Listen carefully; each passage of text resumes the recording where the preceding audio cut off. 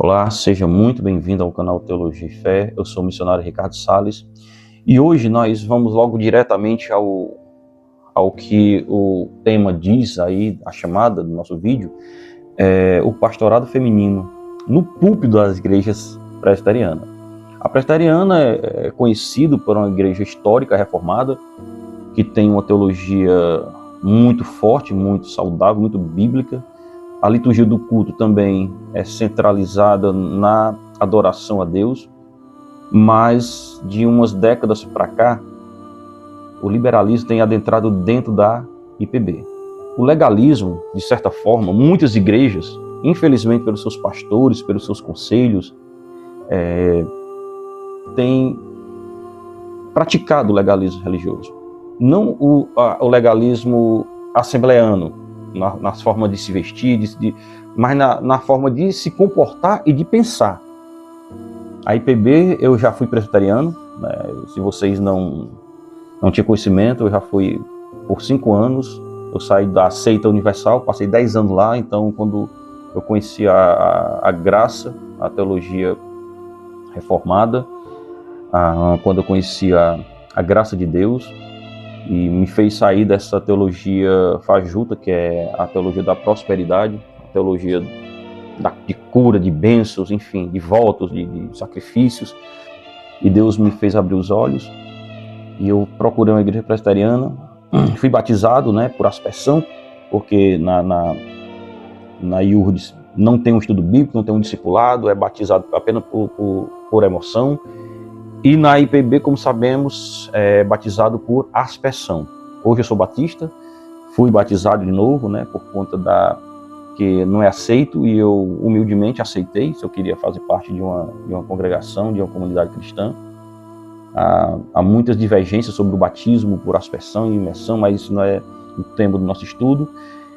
Então, o que está acontecendo com a IPB? A IPB tem recebido várias pressões sobre o pastorado feminino, que é uma pauta feminista, que vem progressista, né, que é de cunho progressista, ideológico. Então a pressão é cultural, e essa pressão tem tido dentro da própria igreja membros da IPB que são esquerdistas, progressistas, e têm se levantado para pressionar os concílios ao redor do Brasil. E agora em julho, dia 27, haverá um Supremo Concílio, que é a reunião de todos os concílios presbiterianos, né, de cada estado, para decidir sobre o pastorado feminino. Olha a que ponto chegamos sobre o pastorado feminino. Embora a IPB está encaminhando pelas suas lideranças por um lado que é meio nebuloso. O pastor Hernando Dias Lopes falando sobre teologia da prosperidade, a igreja presbiteriana trazendo Ana Paula Valadão para ensinar mulheres. Ana Paula Valadão, que é considerada hoje uma pastora neopentecostal, se desviou do caminho, entrando dentro da igreja presbiteriana para ensinar. O Tiago Brunet, que é aquele pastor coach, que diz que se Deus escreve a sua história, você tem o poder de apagar a história e reescrever, dentro de um podcast presbiteriano. Então eu não sei o que está acontecendo. É como se fosse igrejas saudáveis levando o pastor adventista Rodrigo Silva para pregar num podcast, porque ele é arqueólogo, não sei o quê, mas olha o que é que ele prega. Membro de uma igreja, um pastor, um falso mestre, que acredita numa falsa profetisa, e diz que as outras igrejas são Babilônias, são perdidas, caídas, né? Então, olha a que ponto chegamos. Então, a presbiteriana está indo por um viés um pouco tenebroso para a igreja reformada. De séculos e séculos, missionários chegaram aqui, plantaram a igreja presbiteriana, uma teologia forte, robusta, saudável, para, em pleno século XXI agora, está querendo ceder às pressões culturais. Paulo não cedeu às pressões culturais quando estavam lá no Areópago, lá em Éfeso, Esmirna, enfim, em todas aquelas cidades onde ele viajou, nas suas viagens missionárias. Então, o pastorado feminino não tem base bíblica, e a discussão sobre o pastorado feminino voltou ao centro do debate em razão do que vai ser tratado no Supremo Concílio agora. previsto para o final de julho. E independente do resultado, irmãos, nós sabemos que, independente o que prevalece a Escritura Sagrada, não é o que o Supremo Concílio decidir vai estar sendo correto ou não. Se eles decidir que o pastorado feminino realmente é bíblico, infelizmente vai estar indo contra as Escrituras Sagradas, porque o que importa é o que está aqui, né? Em documento, Confissão de Westminster, confissões da IPB, Distintivo Batista, enfim, Distintivo da Assembleia de Deus, Congregacional, Metodista, não importa. O que importa é o que está escrito na Palavra de Deus. Então, na tradição reformada, a ordem da autoridade é o quê? A Bíblia, em primeiro lugar, as confissões reformadas, como a de Westminster, que a IPB gosta, né? ela usa muito, e depois a Constituição e seus documentos internos. Então, mas a Bíblia tem que estar em primeiro lugar, diferente de outras igrejas, ou seitas, né? Que no Adventismo usa os escritos de Ellen White como peso de igualdade. Se você não crê em Ellen White, você não pode crer na Bíblia, você não pode ser adventista. Assim como os testemunhos de Jeová, se você não crê na torre de vigia lá, que está sediado lá em Manhattan, eu acho, nos Estados Unidos, se você não acreditar no que eles dizem, você não pode ser testemunho de Jeová. Você é excluído da igreja, né, do salão do rei, digamos assim, que eles chamam. Então, pelo menos a igreja presbiteriana tem a Bíblia como fonte de autoridade máxima, até hoje. Então não é o que vai ser decidido no Supremo Concílio que vai dizer para a igreja brasileira se é certo ou não.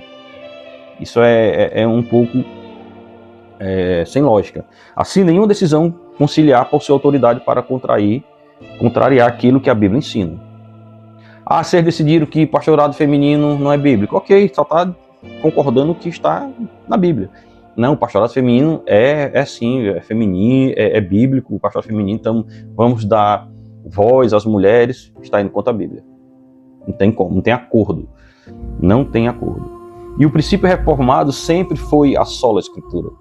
Sola Fide, sola Deo Glória, sola Gratia, enfim, somente Deus a toda glória, somente a graça, somente a fé. A Escritura é a única regra infalível de fé e prática. E a Confissão de Westminster afirma que toda doutrina necessária deve ser encontrada na Escritura ou ser deduzida por ela por boa e necessária consequência. A própria Confissão de Westminster. Ou seja, se o concílio ceder às pressões políticas, ideológicas e culturais, está indo contra as duas fontes de autoridades acima da igreja, que é a Confissão de Westminster, que é a Confissão Reformada, que dentro dela ela tira da Bíblia. Ou seja, a Bíblia, em primeiro lugar, depois a Confissão de Westminster. E a Confissão de Westminster apoia o que a Bíblia diz. E a Confissão de Westminster não é algo que se compara à Bíblia, não. É para fortalecer o que está escrito aqui, para que não desviemos do caminho. Então, a sociedade mudou? Sim. Mas a igreja tem que mudar? Não. A cultura aceita? Não. Então nós temos que ceder? É isso que os líderes da presbiteriana pensam a respeito? Como eu falei, pelo que eu ouvi no podcast, o Hernan Dias Lopes e outro Arivaldo Dias Casimiro são a favor de mulher pregar no culto solene. Não é ensinar para mulheres, para crianças, nas EBDs, como já fazem hoje. A mulher tem o seu papel importante dentro da igreja de Cristo. Ela não é inferior ao homem, mas sim tem função diferente dentro dos ministérios. Mas o que elas querem, tem um grupo de mulheres, coletivo de mulheres, 33 mulheres aí da IPB, não sei o poder financeiro, não sei o poder social delas, que querem pregar no domingo, no culto solene, no culto de adoração, onde geralmente é só homens que pregam. Então, olha, elas querem empoderamento. Elas querem poder. Quando vocês ouvir essas palavras, opressão, patriarcado, misoginia, machismo, alguma coisa dentro da igreja reformada, pode ter certeza que tem um fundo, um pezinho aí do feminismo contemporâneo, que é nocivo para a igreja. A mulher não tem que ser feminista de jeito nenhum, principalmente evangélica, tem que ser feminina. E tem que ser bíblica acima de tudo. Acima de ser feminina, tem que ser bíblica. Não adianta ser feminina e não ter a Bíblia como um manual de regra e prática. E o que Deus estabeleceu para a igreja? O ofício pastoral do Novo Testamento é claro. Ele utiliza 3 termos para o mesmo ofício: bispo, presbítero e pastor. Não tem pastora, não tem presbítera, não tem bispa, não tem apóstola. Diaconisa tem. Diaconisa é aquela mulher que serve no templo, que auxilia, que aconselha, que recebe ali, que aconselha crianças, que aconselha adolescentes, que aconselha outras mulheres. Então, mas presbítera, pastor, é o que elas querem. E esses 3 títulos descrevem o mesmo ministério. Olha o que é que 1 Timóteo 3, de 1 a 7, vai dizer tudo isso. Mas Paulo afirma uma coisa muito importante aqui. É necessário, portanto, que o bispo seja irrepreensível, marido de uma só mulher. Se Paulo desse pela divina inspiração do Espírito Santo, que eu creio nisso, que a Bíblia é inspirada pelo Espírito de Deus, Paulo não afirmaria, é necessário que o bispo masculino, ele poderia usar assim, é portanto que a pessoa seja irrepreensível, marido de uma só pessoa. Aí tinha um problema gravíssimo, podia ter até que homossexuais e jovens, né, adolescentes, pudessem assumir cargos importantes de autoridade da igreja. Uma pessoa é qualquer pessoa realmente. Não importa o seu gênero, não importa a sua condição de idade, mas o que o bispo seja irrepreensível, marido de sua mulher. E o texto continua descrevendo as características familiares e espirituais. Olha o que é que ele diz aí na Bíblia, em 1 Timóteo, capítulo 3, do 1 ao 7. Então, pessoa irrepreensível, não usou pessoa irrepreensível, usou bispo. Ele diz o quê? Marido de uma só mulher, primeira qualidade. Segundo, governe bem a sua casa, que seja uma casa segura, bem protegida, bem alimentada espiritualmente, que os seus filhos estejam sob sua sujeição, sua disciplina, sua educação. Mantenha seus filhos em disciplina. Então, veja as qualidades, padrões que apresentado é masculino.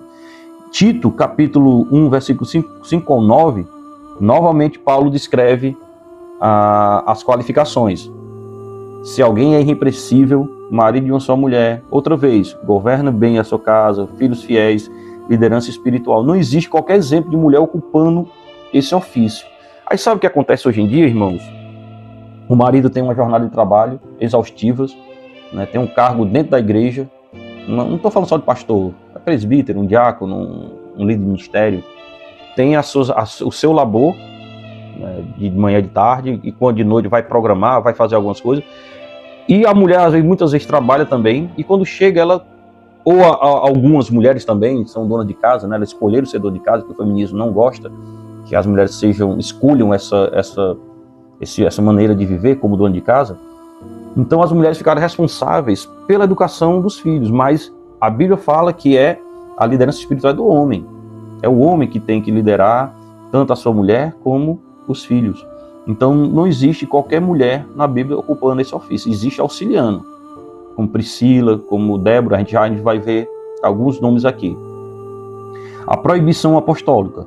1 Timóteo 2, do 11 ao 14, Paulo declara: não permito que a mulher ensine nem exerça autoridade sobre o homem. Este é provavelmente o texto central da discussão. Então, um texto que vai ser usado no Supremo Conselho é isso aqui. Não permite que a mulher ensine nem exerça autoridade sobre o homem. Sobre o homem, aquele homem maduro. A mulher pode ensinar no EBD para as mulheres? Pode. Nas igrejas batistas há muita divisão de classes. A mulher ensinando mulheres, aquelas mulheres que detêm um conhecimento. Mulheres ensinando crianças, mulheres ensinando jovens, mas mulher ensinando homens, isso a Bíblia proíbe. Então a pergunta é, por que Paulo fundamenta essa ordem e em que? Na cultura? Não.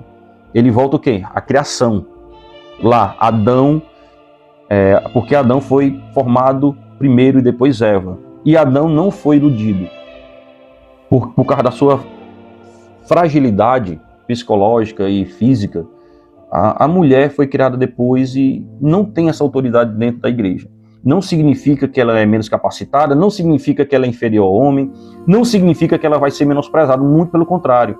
Há, nesses casos, ensinamento de crianças, de jovens e de mulheres, que a mulher faz tão bem ou até melhor que alguns pastores, de alguns presbíteros, alguns teólogos. Ou seja, Paulo fundamenta a sua orientação na ordem criada por Deus, não em costumes locais. Então, se a IPB for por esse viés e ceder às pressões ideológicas e políticas, infelizmente, perdeu o solo da Escritura. E eu vou ficar muito decepcionado, triste e alegre ao mesmo tempo de ter saído da IPB. Porque não tem como a gente contrariar a Bíblia por causa da cultura. Muito pelo contrário, a cultura que tem que se amoldar os padrões do evangelho. Ah, se não quer? Ok, então deixe nós em paz aqui e vá viver a sua vida secular, né? Então, se fosse apenas uma questão cultural de Éfeso, Paulo teria apelado aos costumes daquela cidade. Em vez disso, ele recorreu a Gênesis. Éfeso, uma cidade grega, muito idólatra, muito pervertida sexualmente, então, de comércio, de prosperidade, de lutas, enfim, de conhecimento, de humanismo, né? O humanismo entrando na igreja hoje é terrível. Seja feliz, nós temos que crescer financeiramente para ajudar a igreja. Por que crescer financeiramente e não espiritualmente? Isso, palavras de pessoas, de lideranças presbiterianas. Pasme nisso. O Tiago Brunet, como eu já falei aqui, um pastor cult, é pior do que a teologia da prosperidade, a teologia cult, que você tem que fazer tudo. Se você olhar o perfil dele, bonitinho, cabelo, sabe, é aquele robozinho do evangelho, adentrando, palestrando dentro das igrejas reformadas. E o argumento da criação, esse é o mais forte. Paulo não usa costumes, não usa política, não usa machismo, não usa tradição judaica para impor. Não, ele vai para a criação. Qual é o melhor argumento, irmãos? Qual é o maior, o melhor e o mais forte? Que não do próprio Deus. É cultural? É judaica? É política? É ideológica? Não. Não há conservadorismo, não há progressismo, não há nada que seja mais forte do que a palavra de Deus, até hoje. Então, ele usa a criação e a queda ao mesmo tempo para reforçar esse pensamento. Ele usa a criação, que Deus criou primeiro Adão e depois Eva, e a queda, que a Eva foi iludida. Ainda culpou o marido, ainda culpou Deus, não, foi o Senhor que colocou ela aqui, a serpente. Então, logo, trata de um princípio permanente e imutável. Não tem como a gente mudar a palavra de Deus para se adequar aos padrões culturais e políticos da nossa época. A não ser que o sola escritura seja varrido dos 5 solas. Aí tudo bem. Não é a igreja reformada mais. É uma igreja deformada. E ao longo da escritura encontramos o quê? Sacerdotes, todos os homens. Levitas, todos os homens. Apóstolos, todos os homens. Se Jesus Cristo fosse, se ele viesse aqui brigar por essa questão cultural, ele teria escolhido o quê? 6 homens, 6 mulheres, 10 homens e 2 mulheres. Mesmo assim, ainda taxar Jesus de misógino, machista. 10 homens e 2 mulheres só. Entendeu? Então, se não fosse 6, né, 50%, 50%, hoje em dia pode ter certeza que membros da presbiteriana e de outras igrejas aí estariam taxando Jesus Cristo como machista. Se tivesse escolhido 8 homens e 4 mulheres, 11 homens e 1 mulher. Não, tinha que ser 7 mulheres e 5 homens. Entendeu? Então, querem ir contra o princípio divino da criação. Mesmo havendo mulheres extremamente capacitadas, Jesus escolheu 12 homens para o apostolado. Vocês acham, irmão, que não tinha mulheres mais capacitadas do que Judas, do que Mateus, do que Lucas? Com certeza tinha. Mas esse não é o princípio que Deus usa, e sim o princípio da criação do próprio Deus. Cristo não poderia ir de contra o seu Pai, que eles são um só. Então ele escolheu os 12 apóstolos ali. Isso não significa inferioridade, significa distinção de funções, como eu já falei aqui.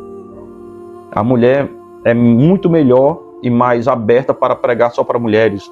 Há mulheres que pregam melhores para crianças, porque na pedagogia, majoritariamente, são professoras, são mulheres, 90%, por causa da sua concepção psicológica e da sua capacidade de lidar com aquelas crianças. Meu filho estuda numa creche, numa escola pública, onde 95% são mulheres. Raras exceções são os professores de educação física, o pessoal da cozinha, que geralmente é um cozinheiro, mas até os funcionários, né, até a parte equipe administrativa, 95% das creches das escolas fundamentais de Fundamental 1 são mulheres. A não ser o porteiro ali, que tem que ser um homem, né, quando é uma função. Olha como é interessante a função. Toda creche, toda escola, geralmente é um homem. E se tiver mulher, tem uma equipe, tem 3 homens e 3 mulheres, 2 homens e 1 mulher, mas geralmente nas creches da minha cidade aqui são porteiros, não tem porteira, não tem aquela mulher que toma de conta ali, não, são homens, nem que seja um senhorzinho. Acho que da sociedade você já viu isso aí, um senhorzinho, mas a gente boa tudo, mas ele é homem, ele tem uma certa força, ele tem uma certa capacidade de reagir em um iminente ataque ali. Então, distinções de funções. Mas existem mulheres líderes? Existem. Encontramos mulheres extraordinárias. Débora foi juíza, mas nunca sacerdotisa. Nunca exerceu o sacerdócio levítico. Seu caso ocorre em um período excepcional na história de Israel. Foi só para aquele momento ali que ela agiu como juíza, atuou como juíza ali, pela providência divina. Priscila ensinou Apolo juntamente com seu marido, Áquila. Não era presbítera, não era pastora, não era bispa, não era apóstola. Pode ser uma diaconisa, uma missionária, uma evangelista. Qual é o problema? Não pode ser uma evangelista, uma missionária, uma diaconisa. Tem que ser pastora, tem que ter esse empoderamento.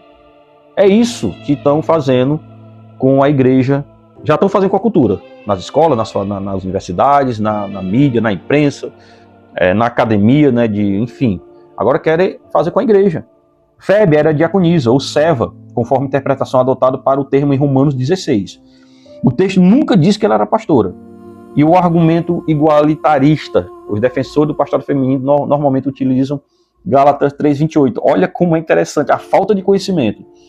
Em Gálatas 3:28 diz o seguinte: não pode haver judeu e nem grego. Tem uma parte lá que fala isso. Mas esse texto não fala de igualdade de gênero, fala de igualdade de acesso à salvação. Antigamente só o povo de Israel era uma nação escolhida, eleita, mas hoje não, as portas da graça foram abertas, então a salvação para judeus, para gentios, para gregos, para todos aqueles que creem em Cristo. Não se trata de distribuição de ofícios eclesiásticos. Da mesma forma, marido e mulher são iguais diante de Deus, pais e filhos possuem igualdade de mesma,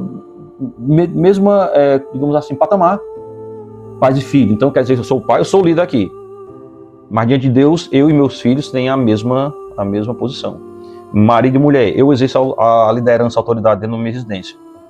Isso não significa que diante de Deus eu vou ser superior à minha mulher, não existe isso. Contudo, continuo exercendo funções diferentes. Meus filhos brincam, estudam, auxiliam algumas tarefas domésticas. Eu provenho com o rendimento, com o alimento, com a proteção. Então, cada um com suas funções. A posição da confissão de Westminster é clara. A confissão não trata diretamente da ordenação feminina. Entretanto, ela pressupõe a estrutura ministerial descrita nas escrituras sagradas. Como ela entende que o governo da igreja deve seguir o padrão bíblico, a tradição reformada histórica interpretou os textos pastorais como restringindo o presbiterado e o pastorado a homens qualificados. Será que as mulheres que querem exercer o título de pastora vão passar 4 anos, se for aprovado? Elas têm que ter a mesma, digamos assim, o mesmo tempo na igualdade. Vai ter que ficar lá no seminário de dia e de noite, de dia e de noite, é um internato, 4 anos estudando teologia para assumir uma igreja. Será que elas vão querer isso? Ou quer fazer só um curso, alguma coisa, enfim. Vamos ver no que é que vai dar, vamos orar. Então, entende que a tradição reformada histórica interpretou os textos pastorais restringindo o presbiterato e o pastorado como apenas homens qualificados, com bom testemunho, não é qualquer um homem também. Essa foi a posição praticamente unânime do presbiterianismo histórico por séculos. Não é agora que vai mudar. Espero que não mude. A posição histórica da IPB. Mulheres possuem igual dignidade, exercem ministérios preciosos, como de crianças, de adolescentes, de mulheres. Mulheres podem ensinar outras mulheres e crianças e servir outras áreas, como a EBD, como nós já falamos aqui. Pode participar do grupo de louvor, pode participar do grupo de evangelismo, até liderar. Na música, tem mulheres que tocam piano eximiamente, muito melhor, violão, baixo, muito melhor, teclado, melhor que homens. Porém, o ofício de presbítero docente, pastor, e o de presbítero regente é reservado apenas a homens qualificados, conforme a interpretação oficial dos textos pastorais e de sua constituição da IPB. E o argumento favorável e resposta. Jesus valorizou mulheres. É verdade, valorizou. Mas nunca implicou, ele disse, então você vai liderar. Aquela mulher que foi pega em adultério. Jesus disse o seguinte, onde estão os seus acusadores? Eles estão aí, eles vão embora, eu também não te acuso. Vai, não peques mais. Jesus Cristo não diz, vai e exerça o ministério sobre a cidade e tal, que Jesus jamais diria isso, iria contra os seus próprios ensinamentos, desde a criação. Então Jesus valorizou mulheres, mas valorização não implica concessão a todos os ofícios. Há mulheres mais capacitadas que homens, como eu já falei aqui, sim. Há mulheres muito mais capacitadas do que presbíteros e pastores, tanto no conhecimento como na piedade. Eu conheci, dentro da IPB, do tempo que eu passei lá, presbíteros que não sabia ministrar uma pregação, irmãos.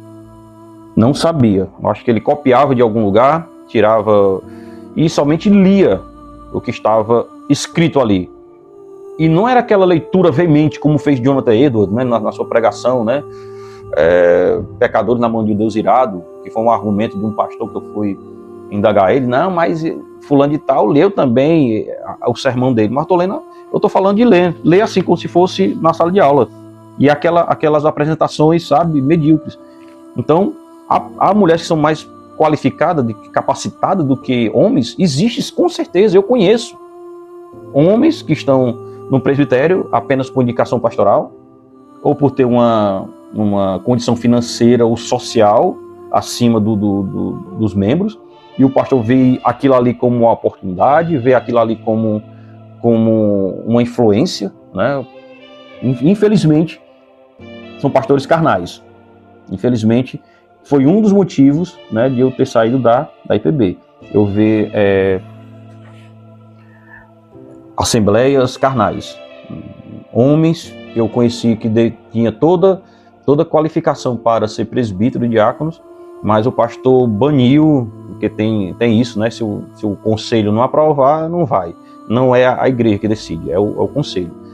Então eu vi vários homens muito mais capacitados na piedade, no conhecimento, digamos assim, na questão de serviço, e o pastor barrando, o conselho barrando para colocar aquele homem, porque tem uma condição financeira melhor, que tem uma postura social melhor, aquele é filho do empresário, é filho de um político, então coloca ele no conselho. E geralmente quando o pastor indica, a igreja tem como, a orientação divina, então vamos votar nele, entendeu?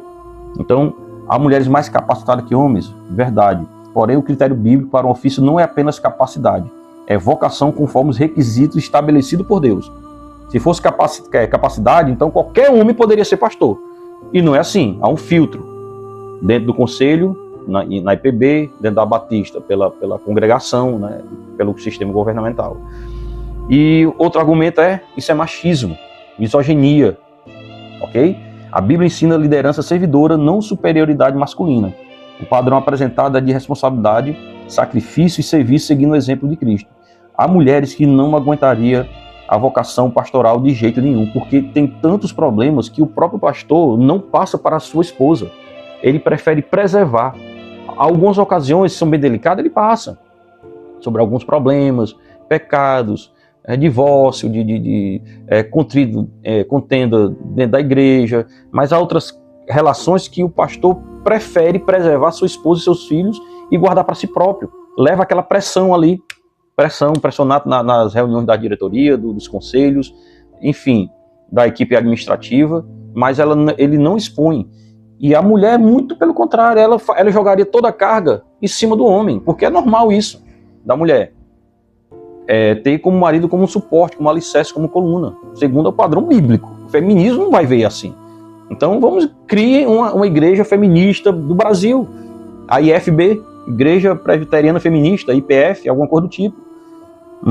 Ou Igreja Feminista Batista, porque não criam, querem entrar dentro da igreja. E se a igreja ceder essa pressão cultural, política e ideológica, vai abrir brecha para o casamento gay também, o pastorado gay, homossexual. Isso aqui não tem nada a ver com homofobia, tô falando, são pessoas que existem, né? São pessoas que existem no nosso meio, são gays, são lésbicas, a gente tem que respeitar, mas o padrão bíblico é que essas pessoas sejam homens de uma só marido de uma só mulher. Então, aí poderia abrir um leque para várias possibilidades de progressismo dentro da igreja. E a tradição reformada mundial, a maioria das igrejas confessionais conservadoras manteve a compreensão de que o pastorado é exercido por homens qualificados em décadas recentes. Algumas denominações reformadas passaram a ordenar mulheres ao ministério pastoral, enquanto outros preservaram a prática histórica. Assim, o debate atual reflete interpretações distintas dos mesmos textos bíblicos. A Igreja Presbiteriana do Leste, o concílio lá, pensa diferente do Supremo Concílio do Oeste, e aí pega o mesmo texto bíblico e vão fazendo a teologia com base nas suas ideologias políticas, culturais.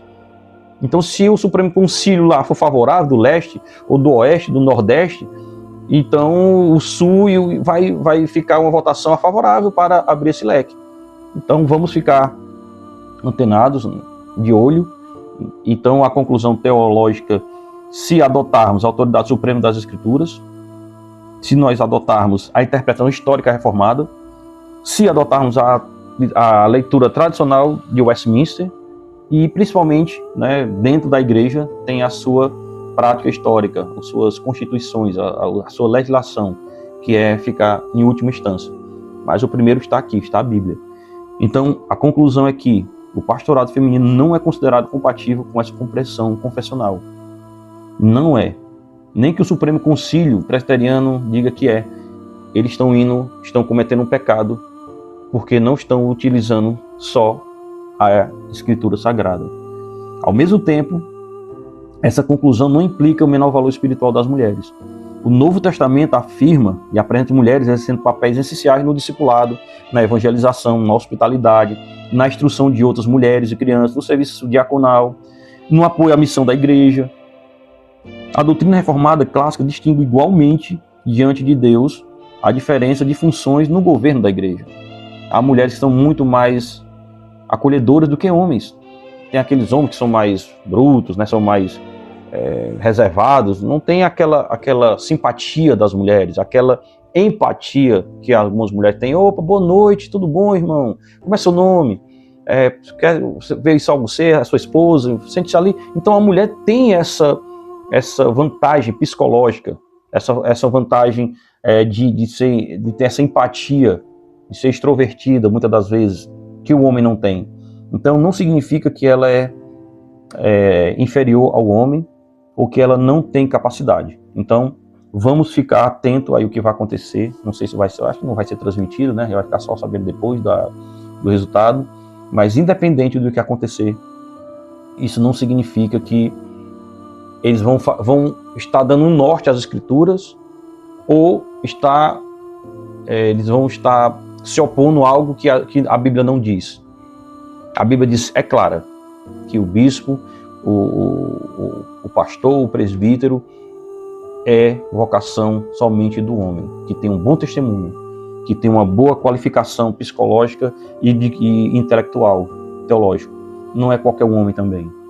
Como falei, apesar de algumas indicações são contrárias à própria espiritualidade da igreja. Há homens piedosos que têm sede de serviço, que são banidos por inveja, por ciúme, vai saber, né, por orgulho, por arrogância, não sei.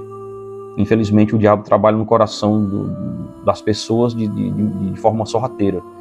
Então impede o crescimento da igreja, de um homem, de um certo varão ali na igreja, e se pela vontade de Deus vai para outra denominação, como eu estou servindo hoje na Igreja Batista sem problema nenhum. Graças a Deus encontrei uma igreja, né, reformada aqui na minha cidade, tá? Fui muito bem acolhido e estou exercendo o meu papel ministerial, a minha vocação, né? Então, que Deus abençoe vocês, que eu espero que vocês curtam esse vídeo aí. Isso aqui foi só apenas alguma coisa